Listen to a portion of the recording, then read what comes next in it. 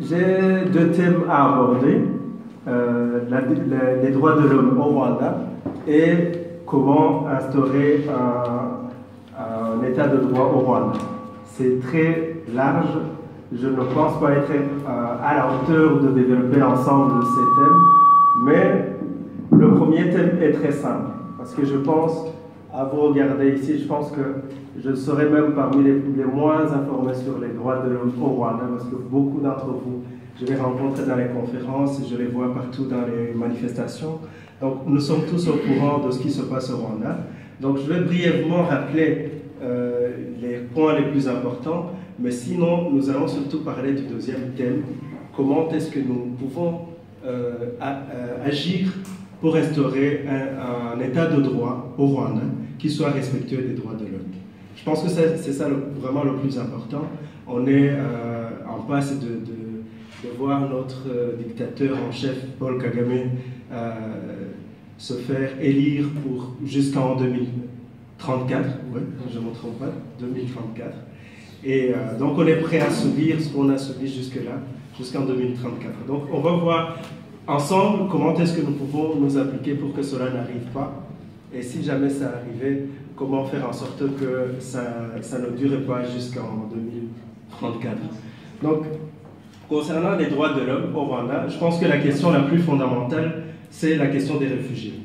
Aujourd'hui, ce week-end, on était dans un séminaire résidentiel avec le parti, et la personne qui est chargée des droits des réfugiés a fait une synthèse, ou en tout cas, il a dénombré 580 000 réfugiés rwandais qu'il a recensés avec une marge d'erreur, ça peut être un peu plus ou un peu moins. Donc vous pouvez imaginer un pays qui a presque 600 000 réfugiés encore aujourd'hui, sans compter les 600 000 qui ont été exterminés au camp de réfugiés au Congo. Donc ça nous fait un total de 1 200 000 personnes. Vous pouvez imaginer que ces gens-là ont de quoi avoir peur de ne pas retourner chez eux. Et aussi, jusqu'à aujourd'hui, il y a encore des réfugiés qui arrivent, il y a des gens qui sortent du pays. Et malgré cela, l'OHCR parle de cessation de statut de réfugié pour les réfugiés qui sont arrivés avant 1998. Pardon. Donc, c'est une raison en plus pour que vraiment on s'investisse et qu'on fasse en sorte que ces réfugiés soient protégés par l'OHCR, qui a failli à plusieurs reprises de les protéger. On peut se souvenir de 97-98, au camp justement, où l'OHCR prétendait que tous les réfugiés étaient rentrés, mais en fait, il manquait plus de 800 000 personnes, dont les 600 seront massacrés au Congo. Et aujourd'hui, avec d'autres qui les ont rejoints au Congo, on compte entre 240 000 et 260 000 réfugiés. Et ils vivent encore dans les forêts. Voilà. Ça, c'est la réalité. Donc ça, c'est le premier point, je pense, le plus fondamental auquel nous devons nous intéresser. Maintenant, passons au Rwanda même. Là, on peut parler véritablement de pression d'une dictature sanguinaire qui n'a rien d'autre à répondre à toute voix discordante que la mort, les assassinats, les tortures. Malheureusement, on n'a pas de projection. J'avais apporté quelques photos. Mais heureusement pour vous, je pense, parce qu'elles sont assez choquantes. C'est pas plus mal qu'on ne le partage pas, mais l'idée est de comprendre vraiment qu'aujourd'hui, la torture est une arme qui est utilisée au vu et au su de tout le monde et personne ne réclame. Le plus grave de tout ça, c'est les conséquences que cela a au sein de la population. Parce que la population commence en fait à être totalement soumise.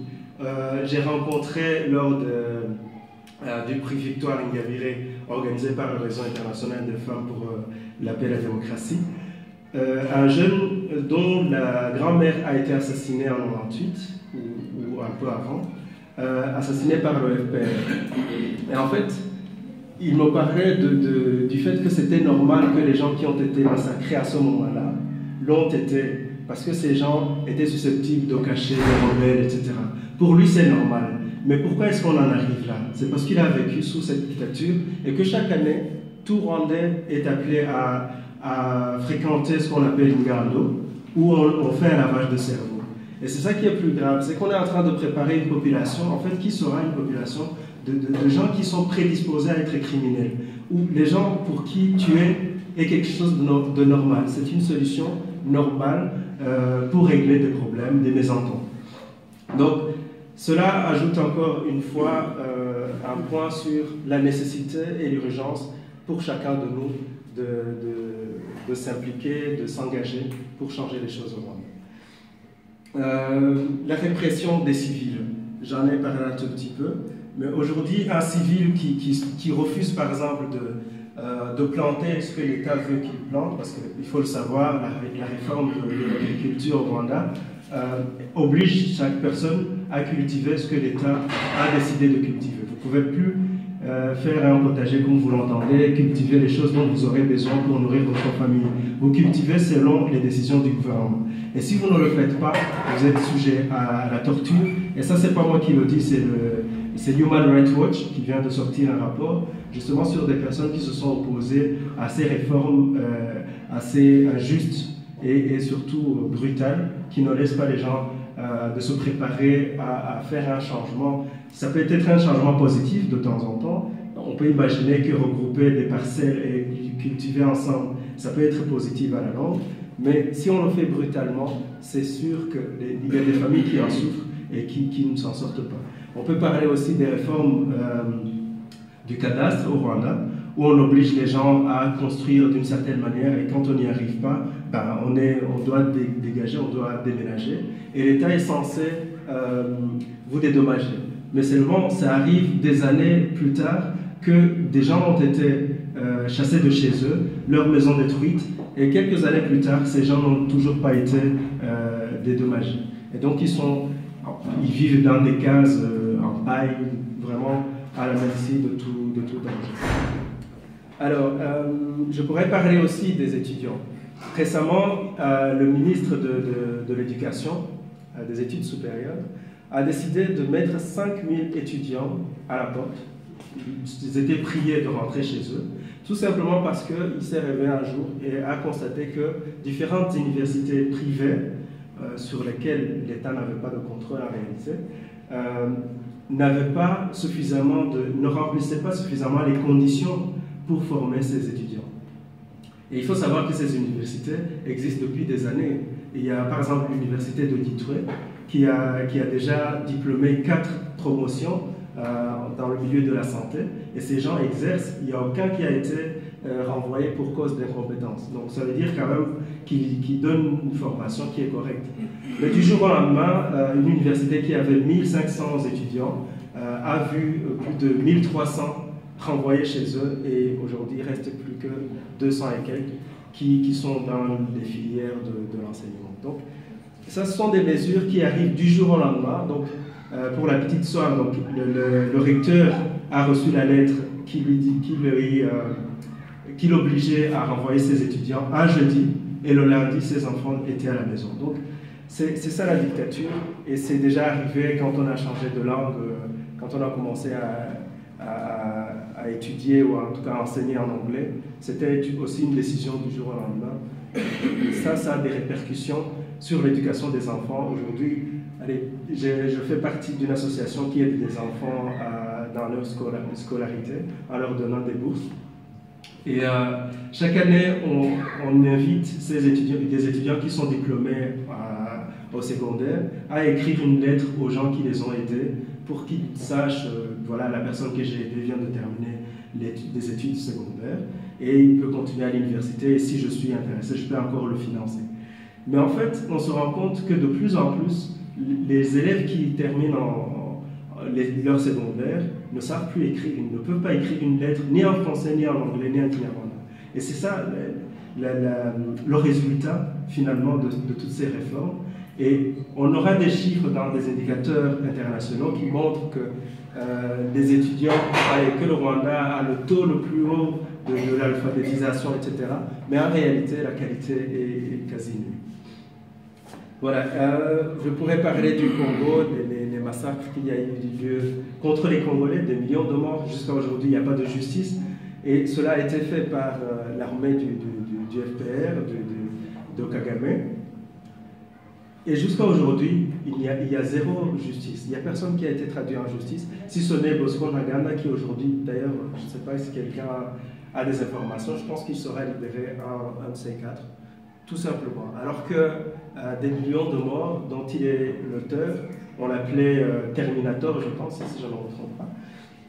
Voilà, ils sont là. Donc, on est dans une situation catastrophique des droits de l'homme. C'est pour ça que cette partie, pour moi, elle est difficile pour moi à développer parce qu'il y a tellement de choses à dire et si je dois dire la majorité, je dois juste citer. Et si je dois approfondir même une seule chose, ça peut durer toute la soirée. Et en plus de cela, je pense que tout le monde est au courant de la réalité des droits de l'homme dans la région des Grands Lacs et en particulier au Rwanda. Bon, l'ingérence au Burundi, je pense que mon collègue va certainement aborder ce sujet. Je vais quand même parler de deux sujets qui me tiennent à cœur. Ce sont des musulmans qui viennent d'être exécutés à tour de rôle récemment. En fait, la seule justification qu'on donne pour les gens qui ont été exécutés, je pense qu'on en a compté 5 dernièrement, mais il y en a d'autres qui ont été assassinés dans des prisons, dans des centres de détention, dont on n'a pas de traces jusqu'à aujourd'hui. Et ces gens, la justification, c'est qu'ils auraient des liens avec le terrorisme international, etc., peut-être l'État islamique. Et on se demande comment est-ce que ce genre de choses arrive dans un pays qui est sécurisé. Je pense que même dans les rapports internationaux, on parle du Rwanda comme le pays le plus sûr, le plus sécurisé. Et des gens arrivent quand même à commencer le terrorisme à l'intérieur d'un pays. Et surtout, il n'y a pas de procès. Il y a zéro procès, il y a des exécutions. Les gens sont exécutés. Et mon explication par rapport à ça, que je trouve logique, je n'en ai pas de preuve, c'est qu'aujourd'hui, il y a tellement de fonds qu'on donne aux États pour lutter contre le terrorisme. Et ces fonds-là, si le Rwanda peut les toucher, ce sera encore mieux pour lui. Et il est prêt à assassiner pour y arriver. Ça, c'est mon hypothèse à développer et à prouver dans la suite des événements. Mais aujourd'hui, je ne saurais pas le prouver. C'est une réflexion personnelle que je partage. L'autre point que je voulais aborder, c'est Madame Iragena Illuminé. C'est une dame qui a été enlevée il y a 1 an, en mars 2016. On l'a soupçonnée d'appartenir au FDU, le parti auquel j'appartiens.